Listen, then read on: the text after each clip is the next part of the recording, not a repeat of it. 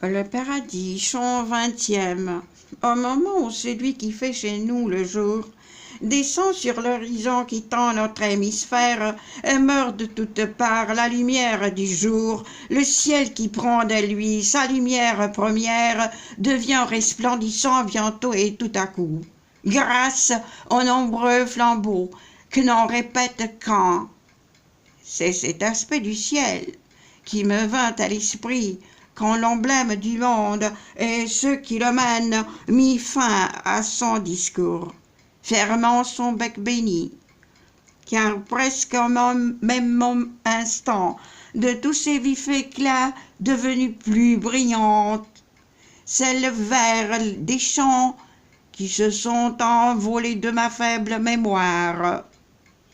Ô doux amour sans fin, voilé dans un sourire, comme tu paraissais embrasé dans ces flûtes dont le sang ne répand qu'à de saintes pensées. Puis, lorsque ces joyaux au doux et cher éclat, dont je vis s'enchâssèrent la 6e lumière, imposèrent silence aux échos angéliques, je crus entendre au loin le bruit d'une rivière dont le flot transparent descend de pierre en pierre. De sa veine première indiquant l'abondance, de même que le sang prend forme sur le cou du rebec, ou dans l'air que l'on fait pénétrer par l'étoile d'un bouchoir de quelque chalumeau, de même impatient, ne voulant plus attendre, ce murmure montait et s'échappait de l'aigle et sortait de son cou comme d'un tuyau d'orgue. Par la suite, il devint une voix qui sortit hors de son bec ouvert, sous forme de propos tels que les attendait mon cœur, où je les ai mis. L'organe de mon corps qui voit et qui supporte chez les aigles mortels le soleil, me dit-il, doit être examiné maintenant plus à fond, car parmi tant de feux qui forment mon image, ceux qui font resplendir dans ma tête mon œil de tous ces rangs divers sont les plus importants. Celui qui forme au centre la brillante prunelle. Autant jadis chanta le Saint-Esprit et fit transporter d'une ville à l'autre l'Arche sainte. Il connaît maintenant de son chant le mérite, pour autant qu'il dépend de son propre vouloir, puisque la récompense n'est en proportion. Parmi les 5 qui font l'arcade de mon cil, celui qui de mon bec se trouve le plus près de la perte du fils a consolé la veuve. Il connaît maintenant combien il coûte cher de n'avoir pas suivi le Christ, puisqu'il a fait de notre douce vie et de l'autre l'épreuve. Et celui qui le suit sur la circonférence dont je viens de parler, fixé sur l'art qui monte, a retardé sa mort par un vrai repentir. Il connaît maintenant que le juge éternel n'a point changé sa loi, quand de justes prières peuvent faire demain sur terre d'aujourd'hui. L'autre qui vient après, avec les lois et moi voulu bien faire, ouvrait les fruits en sang mauvais et devint grec pour faire une place au pasteur. Il connaît maintenant que le mal qui provient de sa bonne action ne lui fait point de tort, bien que le monde entier en sorte ruiné. Et celui que tu vois là, sur l'arc qui descend, et Guillaume qui pleure aujourd'hui, le pays qui ne fait que gémir sous Frédéric et Charles. Il connaît maintenant combien ton juste roi est aimé dans le ciel, et il le laisse voir par tout ce beau semblant qui resplendit en lui, et qui pourrait penser au monde plein d'erreurs, que le Troyen riffait ici, dans leur cercle, le dernier de ces 5 heureux et saints éclats. Il connaît maintenant ce que là-bas le monde ne put apercevoir de la grâce divine, bien que son œil ne puisse arriver jusqu'au fond. Et comme dans les airs volent les alouettes tant que dure leur chant, puis se taisent contentes de leurs derniers accords dont elles se délectent, telle a paru l'image où la joie éternelle semble se réfléchir, celle dont le désir peut rendre les objets à soi-même pareils.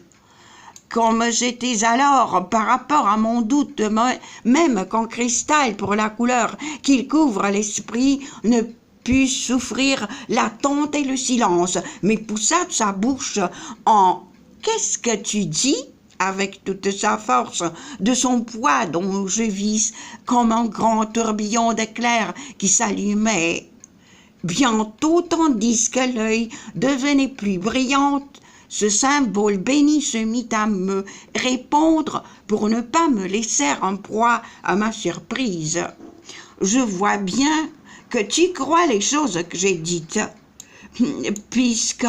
parce que je les ai dites, sans en voir le comment, et malgré ta croyance, elle reste cachée.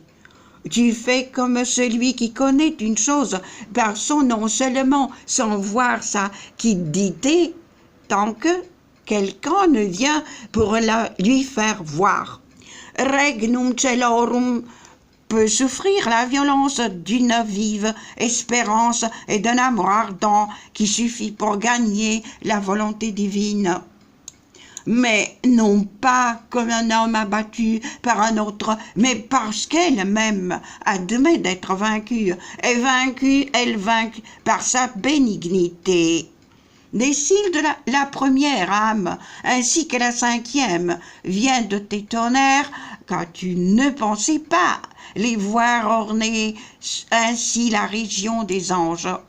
Mais ils n'ont point laissé leur corps, comme tu crois, païen, mais bien chrétien, et croyant fermement aux pieds martyrisés ou promis aux martyrs. L'une de cet enfer où l'âme ne se rend jamais assez de voir vint retrouver sa chair, récompense accordée à la fois d'un vivant, qui, de tout son pouvoir, sollicita de Dieu qu'il fût ressuscité, afin qu'on pût ainsi corriger son vouloir. Cet esprit glorieux dont il est question retourna dans sa chair, et n'y resta que peu assez pour croire en lui, qui le pouvait sauver.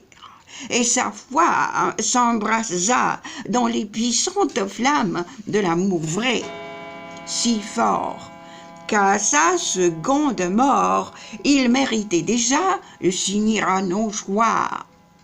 L'autre par un effet de la grâce qui sourd d'une source profonde est telle que jamais l'œil mortel n'en a pu considérer le fond. Sur terre consacra son cœur à la justice. Et puis, de grâce en grâce, il vint avoir en Dieu cette rédemption qui devait arriver. Cela fit qu'il y crut et ne put tolérer davantage l'horreur du vilain paganisme, et blâma tant qu'il put le peuple perverti. Lors, il fut baptisé par les 3 belles dames qu'on te montra tantôt près de la roue à droite, plus de 1000 ans avant qu'existât le baptême. Prédestination, comme ta racine est loin de se montrer à nos pauvres regards qui ne voient qu'un aspect de la cause première. Et vous aussi, mortels, soyez plus circonspects dans votre jugement, car nous qui voyons Dieu, nous ignorons encore qui sont tous les élus. L'ignorance pourtant nous est bien agréable, puisque notre bonheur est fait de cette joie de vouloir nous aussi ce que Dieu même veut.